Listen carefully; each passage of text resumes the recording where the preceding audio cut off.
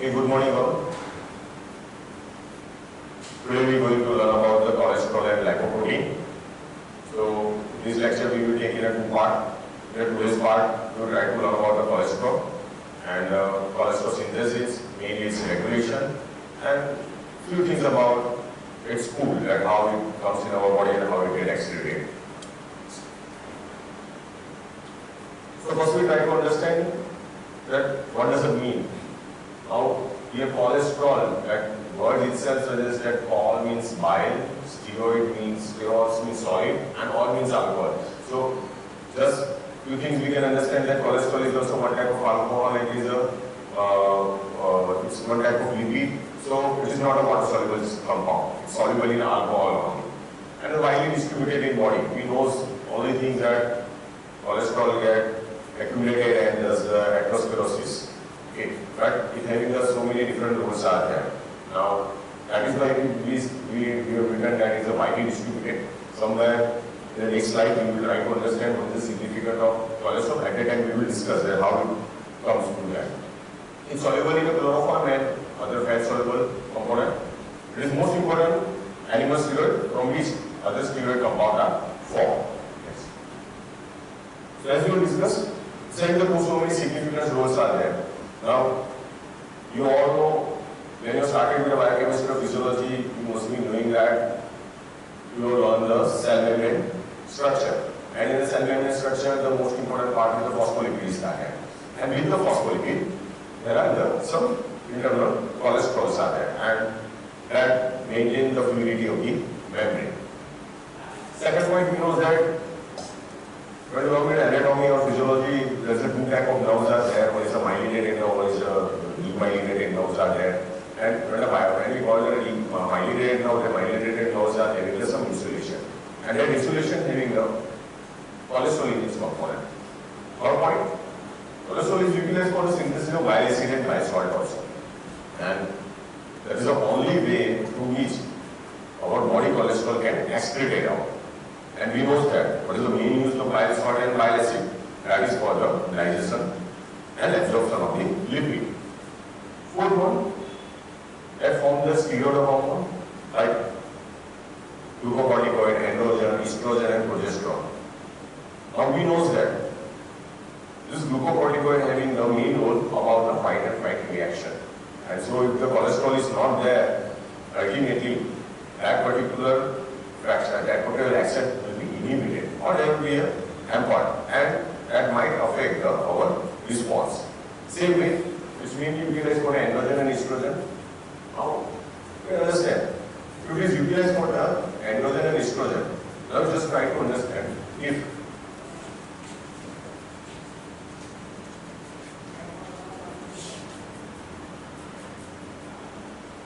androgen is there, and for the androgen synthesis, if cholesterol is required, then the androgen synthesis occurs into the testes. And this will play an important role for fertility, as well as this particular thing playing the role for our secondary sexual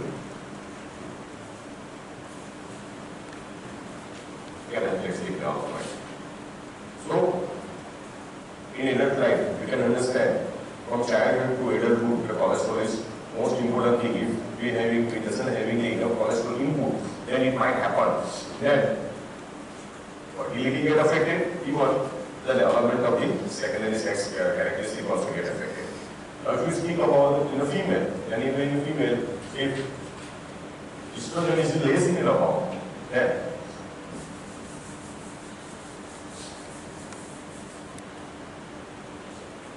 if there is a cholesterol synthesis is affected and estrogen is less in amount, then we can understand that young girl child may suffer from the menorrhagia, or maybe we call the primary amenorrhea. Okay, now we can understand that the menorrhagia means there is some difficulty with some abnormality with the menstruation that we call the menorrhagia. So if the estrogen is not there, then ultimately these all the things get affected. Even same thing is that fertility get affected. Okay, so now we can understand how the cholesterol is important for us. When we come to the fifth point, it is required for the vitamin B synthesis also.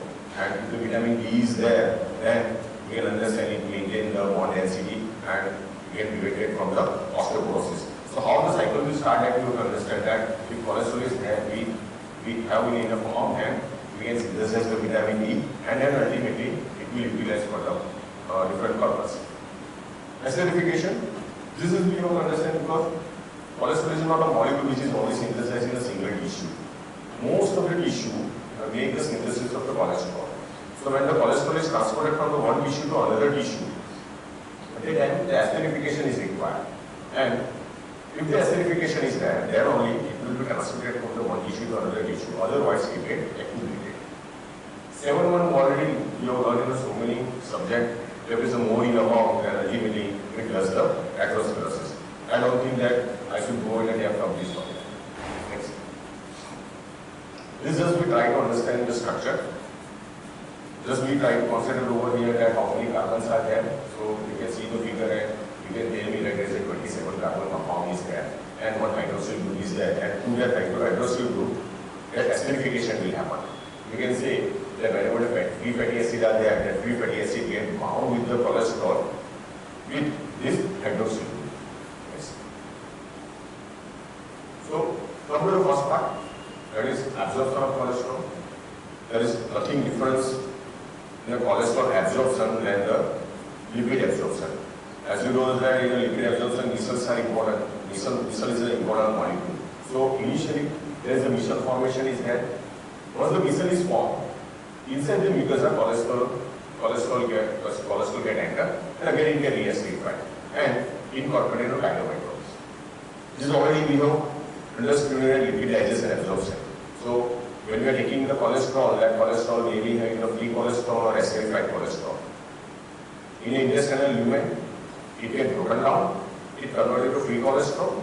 When it entered into the mucosal wall of the intestine, then it again gets acidified. So again cholesterol ester get formed, and that cholesterol will be transferred to the liver in the form of cholesterol ester and with the chylomicron. So with the chylomicron it reaches to the lymphatic system, then after it will reach to the liver, and then after for a different purpose it get utilized. Now today we try to understand main important that how the cholesterol gets synthesized in our body. So we are not going to learn each and every step of the cholesterol, but we try to understand basic regulation about the cholesterol and what are the basic components required for the cholesterol. So here just try to understand that cholesterol is synthesized from the acetyl. It means already we have learned so many times that when different molecule goes in a breakdown like glucose or amino acid or lipid, like we are getting so many pools of the acetyl-CoA. We are getting the acetyl-CoA from glucose also.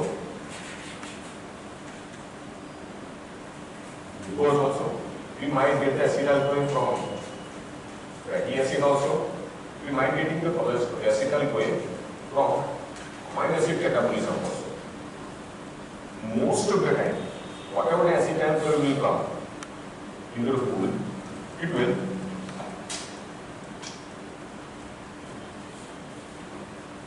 goes into the PCA cycle. So we can understand that 95 to 99% of the cholesterol goes into the PCA cycle.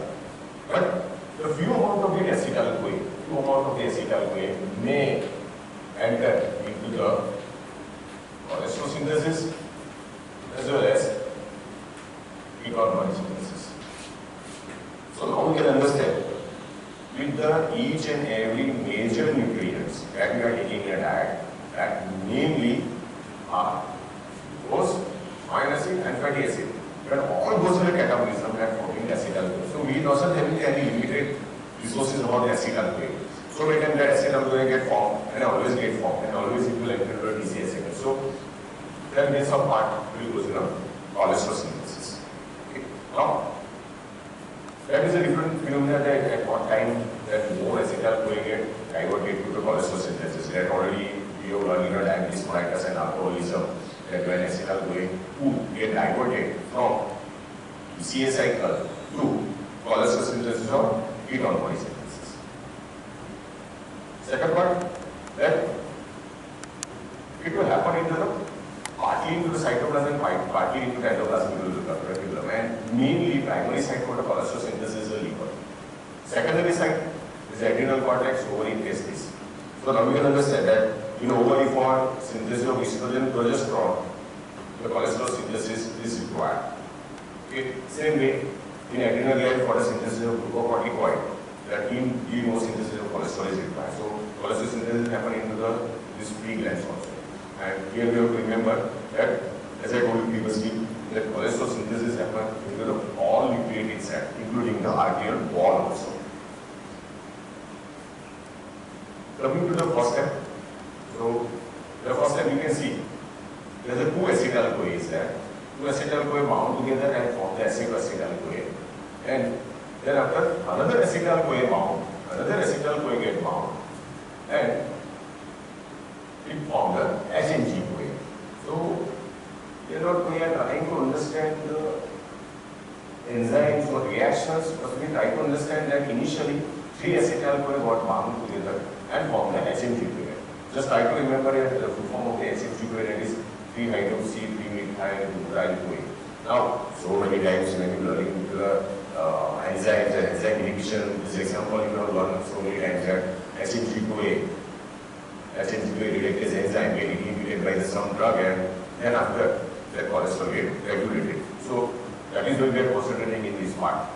So here simply you can understand that two acetyl-CoA, another acetyl-CoA bound together and form the HMG-CoA. One acetyl-CoA having the 2 carbons. So the 3 carbons, 3 acetyl-CoA were bound together. Ultimately, there is a 6 carbon compound get formed, that is HMG-CoA. Now, another part we have to understand here, that is present in a both. This HMG-CoA or HMG-CoA synthase enzyme is present in a both cytosol as well as mitochondria of the liver. But in both the organelles, they are having a different function. If it is in a mitochondria, this particular HMG-CoA synthase enzyme will use the acetyl-CoA for the synthesis of the ketone body synthesis. While if the same enzyme, if there is a cytosol, then that acetyl-CoA will be utilized for the cholesterol synthesis. So simply we can understand these two steps are common with the ketone body synthesis and cholesterol synthesis. Even the enzymes are all common. But point is that ketone body synthesis is happening in the mitochondria, but cholesterol synthesis is happening in the cytosol. Next. In the first step, this HMG will be converted to mevalonate. Here we can understand there is an enzyme HMG-CoA reductase is there, and it will use the another cofactor, that is NADPH. And with the use of NADPH, the HMG-CoA is converted to mevalonate. And all the new students, I must tell that you don't have to remember each and every step of the cholesterol synthesis, but at least you have to try to remember this step only, because this step is one of the regulatory step of the cholesterol synthesis, as well as this step will be inhibited by the statin group of drugs, and it will utilize for decreasing the cholesterol level. So, as I told you, HMG-CoA is converted to mevalonic acid by HMG-CoA reductase enzyme, then mevalonic acid is converted to isopentyl pyrophosphate with that some carbon get removed. So now we can understand HMG-CoA was a 6 carbon compound, mevalonic acid is also 6 carbon compound. Then when mevalonic acid is converted to isopentyl pyrophosphate, again that one CO2 is removed. So isopentyl is a 5 carbon compound. And then after it converted to dimethyl allyl pyrophosphate, that is also isomerase enzyme, and form this compound which is also 5 carbon compound. So ultimately we can understand we are starting with 2 carbon compound of acetyl-CoA, get bound together, and then after later on 1 carbon get removed, and ultimately we are getting 2 compound which are 5 carbons. So this is just brief. So you can understand first step is the 3-acetyl-CoA, then HMG-CoA, butyl-CoA gets synthesized, then hyaluronic acid, then isopentenyl and diethyl-alanine pyrophosphate is there. These both are bound together and form the grenyl pyrophosphate. So there is a 10-carbon compound, then grenyl will bound to another again isopentenyl pyrophosphate and form the 15-carbon compound, that is a tridecyl pyrophosphate. The 2 molecular tridecyl pyrophosphate compound together and form the sequence. So now you can say from we starting with the 3-acetyl-CoA, 2-carbon compound acetyl-CoA, and now we are getting the sequence which is having the 30 carbons. And later on we go to the modification and we get the 27-carbon compound cholesterol gate synthesis. So here the cholesterol synthesis we just try to concentrate only on one step, that is the HMG-CoA reductase, which convert the HMG-CoA to hyaluronic or hyaluronic acid. And all the regulation also happen on this pathway. So first regulation that regulates at the transcription level. So as we know, the transcription level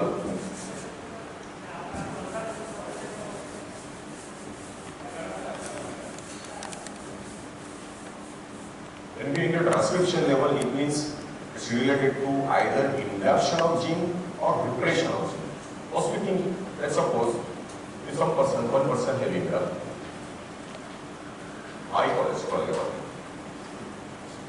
Once they make the high cholesterol level, what does body try to do?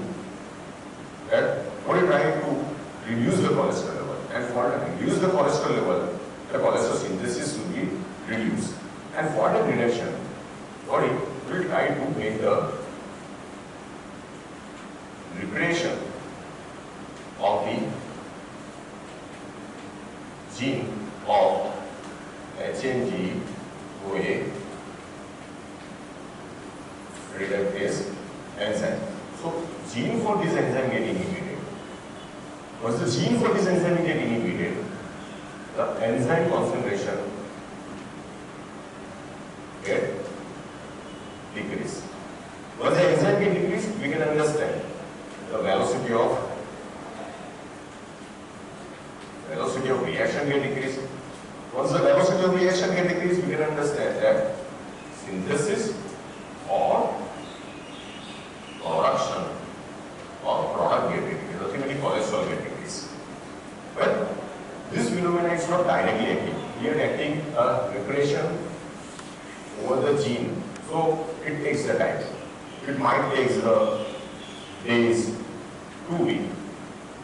When you are taking any drug which is inhibiting the enzyme, that will acting on hours.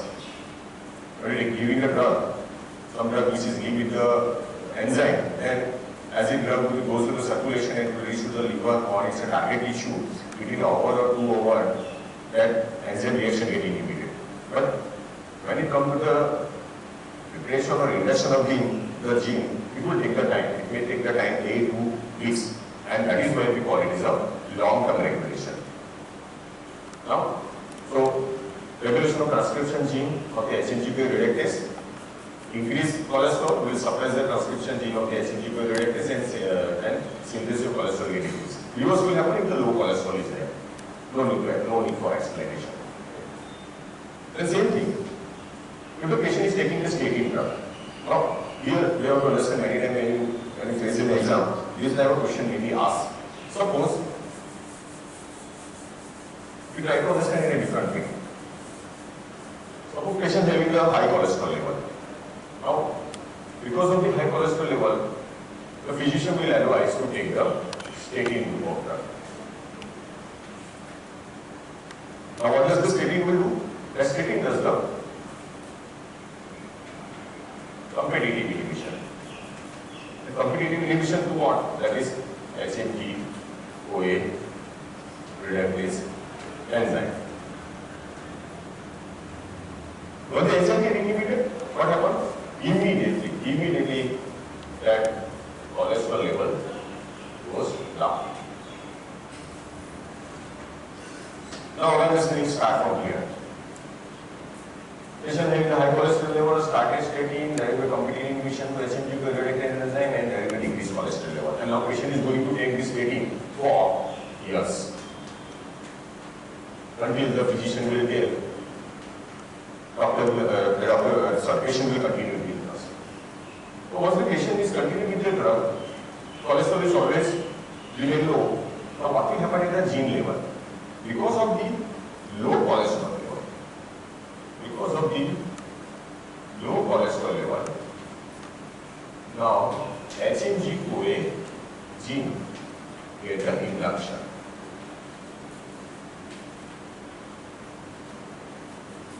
And once the induction is there will be the increased concentration of HMG-CoA reductase enzyme. Now you can understand, patient having the fixed dose, patient might be taking the fixed dose of 10 milligram of drug daily.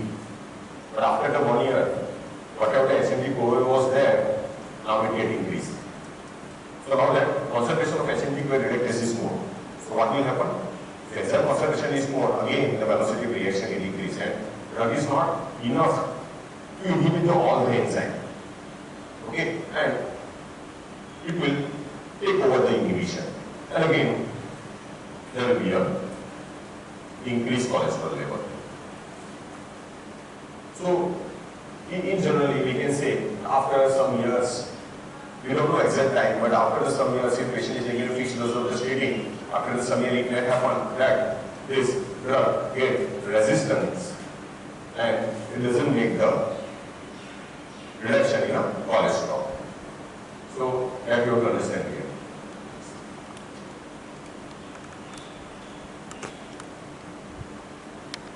Second regulation, that is the covalent modification. As you learn in the enzyme, the covalent modifications are so many types are there. Some molecule will bound with the enzyme and then after enzyme structure gets changed. And because of this structure change, either become active or either become inactive. We specifically we try to remember that phosphorylation of the HMG-CoA reductase enzyme will inactivate the enzyme, but dephosphorylation will activate the enzyme. Third one, there are the hormones like insulin and thyroxine will increase the activity, cortisol and glucagon will decrease the activity. We come to this third and fourth point in the next figure and try to understand how the insulin and how the glucagon the cortisol does the effect on HMG-CoA reductase enzyme. Just in a fifth point, we try to remember the few names. The statin group of drug are competing with the HMG-CoA reductase enzyme. Examples are atorvastatin and simvastatin. So it is a theoretical part. When you see any patient of the hypercholesteremia, definitely 99% of the patients are taking this group of drug and taking atorvastatin or simvastatin. So as I told you, that insulin make the dephosphorylation from the gene transcription that will be directly regulated by the cholesterol, and if the translation will happen to the HMG-CoA reductase enzyme, and that HMG-CoA reductase enzyme convert the HMG-CoA to malonate. There's an arrow is wrong here. It is not from malonate to HMG-CoA, it is HMG-CoA to malonate, and it is regulated by the different hormones. Next. So here we just try to understand how the insulin works. So again, you all know that when you're talking about the insulin does the stimulation of glycolysis. When the glycolysis is stimulated, then ultimately glucose is converted to pyruvate and pyruvate is converted to acetyl-CoA. So ultimately the acetyl-CoA pool get increased. Same insulin does the dephosphorylation of HMG-CoA reductase enzyme. So whatever the acetyl-CoA got formed, that ultimately will utilize for the cholesterol synthesis. So by this phenomenon we can say if the high insulin level is there, then that high insulin level might increase the cholesterol level. Next. Lastly, we just try to understand how our cholesterol pool get maintained. Now most of the time, we are having the three main pools of the cholesterol. First, in a diet. In diet also we are taking the cholesterol as a cholesterol or cholesterol ester. Okay, so whether you eat non-vegetarian food or meat, or whether the egg yellow part is there, there is a certain more amount of cholesterol is there. So there are so many foods are there, even some fish are there. There is having also high cholesterol level. So in the food also we are getting the cholesterol. Then we are having the de novo major synthesis in a liver. And some cholesterol synthesis happen into some other tissues. As previously we have discussed that it gets synthesized by the adrenal gland or testes or ovary, it may have a mammalian gland also, and it gets synthesized in all nucleate cells. So from that cell, if the more cholesterol is there, then cholesterol may be transferred from the peripheral tissue to the liver. So there is a three pool of the cholesterol are there, and out of these three pools, we can again reutilize this cholesterol by distributing to the other tissue with the VLDL. So there are some other lipoproteins are there which will transfer the cholesterol from the liver to periphery, either LDL or VLDL. Second one, that free cholesterol may be, are also directly excreted into the bile. And some of the cholesterol may be converted to bile acid and bile salt into the liver, and it will, after the synthesis, it will go to the duodenum, and through the duodenum it will come to the intestine. And we know that purpose of this bile salt and bile acid is called a digestion and absorption of the fat. So how we get excreted? We just try to understand this particular numerics, because when we are treating the patient of the hypercholesterol at a time, these numerics are important. That how you can control the cholesterol. You know that averagely we are taking a 300 milligram of cholesterol and body synthesizes 700 milligram of cholesterol per day. Out of this 1000 milligram of the cholesterol, about 500 milligram of cholesterol get excreted to the bile. It's almost half of the cholesterol, you will say, if you convert it to bile, come into the duodenum and come into the intestine. It means we are safe here. That almost half of the cholesterol get excreted. But what is wrong? Wrong is that 95% of this cholesterol again reabsorbed. Whatever the bile got synthesized, again get reabsorbed. Again they get reabsorbed by the intestine, again it comes to circulation. So the basic thing that you have to understand that if you use something which can increase the reabsorption of the cholesterol from the intestine, ultimately we can get the success to reduce the cholesterol. And that is why if the patient having hypercholesteremia, doctor always advise for high fiber diet. That high fiber diet will bind with the cholesterol, and ultimately that reabsorption get inhibited, and that whatever the cholesterol is get accelerated into the stool. There are some racing drugs are there. That drug will bound to the cholesterol and doesn't allow to get reabsorbed. So there are some fixed protocols are there that if the patient in hypercholesteremia, that clinician will advise for the statin, about the high fiber diet, and third one, there are definitely if there is a more amount of the cholesterol is there, then we might be giving some racing type of drug which inhibit the reabsorption. So I think for today's lecture, it is enough for the cholesterol synthesis. In the later part, we try to learn about the lipoprotein metabolism. So in that, we will learn that how the different lipoprotein can be synthesized and how it gets transferred. Thank you.